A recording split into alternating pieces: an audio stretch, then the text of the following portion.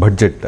So budget అంటే పేదల ఆశలు, మధ్యతరగతి ఆకాంక్షలు, వ్యాపార వర్గాల భారీ అంచనాలు అంటూ ఉంటాం కదా సార్. వాస్తవానికి ఈ బడ్జెట్కి ఇంతకు ముందున్న ప్రయారిటీ, ఫోకస్ లేకపోతే ఆ క్యూరియాసిటీ ఇప్పుడు తగ్గిందని అనుకోవాలి సార్? బడ్జెట్ గ్యారంటీగా తగ్గింది. ఎందుకు తగ్గింది అంటే budget conceals more than what it reveals. అంటే ఏది దాయదలుచుకుంటే అది బడ్జెట్లో ఉండదు, ఏది చెప్పదలుచుకుంటే అది బడ్జెట్లో ఉంటుంది.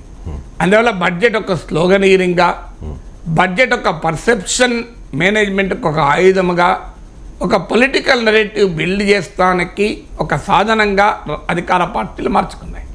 అందువల్ల అందులో ప్యూర్ ఎకనామిక్ కంటెంట్ పోయి పొలిటికల్ కంటెంట్ డామినేట్ చేస్తున్నది. ఇది మొదటి సమస్య. రెండవది budget sanctity. What is budget? రాబోయే ఏడాదికి నాకు ఆదాయం ఇది, నా ఖర్చు ఇది అని. కానీ ఆ ఖర్చుకు బడ్జెట్లో చెప్పిన దానికి సంబంధం ఉండదు. ఒక్క వ్యవసాయ రంగానికే గత 10 ఏళ్లలో కేటాయించిన దాంట్లో లక్షల కోట్లు వెనక్కి వెళ్ళిపోయాయి. అంటే వాటిని వాడరు. అంటే బడ్జెట్ కేటాయింపులకు వాస్తవ ఖర్చుకు మధ్య అగాధం ఉంటుంది. సో అందువల్ల నువ్వు బడ్జెట్లో ప్రతిపాదించిన ప్రయోజనం ఏంటి? ఏదైనా అనుకోని పరిణామం వస్తే అగాధం ఉంటుంది. కరోనా లాంటిది వచ్చింది, నువ్వు అది ప్లాన్ చేయలేదు కనుక ఆ సమస్య వచ్చింది. కానీ నార్మల్గా కూడా బడ్జెట్ కేటాయింపులో ఇన్ఫ్లేటెడ్ ఫిగర్స్ అంటే లెక్కల్ని, గణాంకాలని ఎక్కువ చేసి చూపెట్టి నెక్స్ట్ డే మీడియాలో హైలైట్స్ అవుతాయి, ప్రజల అభిప్రాయం బిల్డప్ అవుతుంది. తర్వాత రియాలిటీలో ఆ బడ్జెట్ ఫిగర్స్కు ఎక్కడా గౌరవం ఉండదు. ఇప్పుడు తెలంగాణలో మనకు ఇటీవల వైట్ పేపర్ చెప్పింది, నియర్లీ 20% ఉంది బడ్జెట్ ఎలకేషన్కు యాక్చువల్ ఖర్చుకు మధ్య. సో అంత డిఫరెన్స్ ఉంటుంది. అది రెండవ కారణం. మూడవది, అసలు బడ్జెట్లో లేకుండా చాలా అంశాలు మార్చేశారు. పన్నుల విధానం ఉంది, ఇలా బడ్జెట్లో చెప్పడమే లేదు. సో పెట్రోల్ పన్నులు బడ్జెట్లో ఉండవు. జిఎస్టీ వచ్చాక అసలు బడ్జెట్తో సంబంధం లేకుండా అనేక పరోక్ష పన్నులు డిసైడ్ అవుతున్నాయి. అందువల్ల బడ్జెట్ను సంబంధము లేకుండా ఆ బడ్జెట్ ఏతర రుణాలు తీసుకుంటున్నారు, of budget loans, of budget announcements చేస్తున్నారు. అలాగే బడ్జెట్ పైన ఒక సుదీర్ఘమైన చర్చ లేకుండా 45 లక్షల కోట్లు ఉండే ఒకప్పుడు, ఇప్పుడు 50 లక్షల కోట్లు అవుతుందో అంత బడ్జెట్ను 5 నిమిషాల్లో ఎలాంటి చర్చ లేకుండా ఆమోదిస్తున్నారు. No scrutiny. ఒకవేళ స్క్రూటినీ ఉన్నది పార్టీల వారిగా వాళ్ళ అభిప్రాయాలే తప్ప నిజాయితీగా బడ్జెట్ను ఉన్నట్టుగా విశ్లేషించే ధోరణి పోయింది. మీడియాకు కూడా అది 1 అవర్ 2 అవర్ ఎపిసోడ్గా మారింది. ఈవెన్ రాత్రి సాయంత్రం వరకు కూడా బడ్జెట్ పైన ఆసక్తి మీడియాకు ఉంటుందా కూడా అనుమానమే. సో మీడియా కూడా దాన్ని ఒక ఎపిసోడల్ అఫేర్గా చూస్తున్నారు తప్ప ప్రజల జీవితాలపైన ప్రభావం చూపేటువంటి ఎక్సర్సైజ్.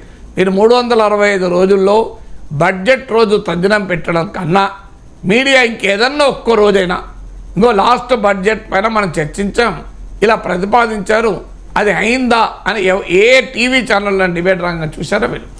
Any time. సో అంటే ఒక ఎపిసోడల్ అఫేర్. ఆ రోజు సినిమా రిలీజ్ అయింది, సినిమా అయినా రిలీజ్ అయిన తర్వాత కొన్ని రోజుల దాకా దానిపైన చర్చిస్తారు. కానీ బడ్జెట్ రిలీజ్ అయిన రోజు ఆ ఒక్కరోజు కాదంటే ఆ మధ్యాహ్నం 2:30-3 గంటల వరకే, తర్వాత దాని గురించి ఎప్పుడు పట్టించుకోడు. అందువల్ల ఈ రకంగా బడ్జెట్ను మనము తయారు చేసిన తర్వాత ఇక బడ్జెట్కు సాంక్టిటీ ఎక్కువ ఉంటుంది.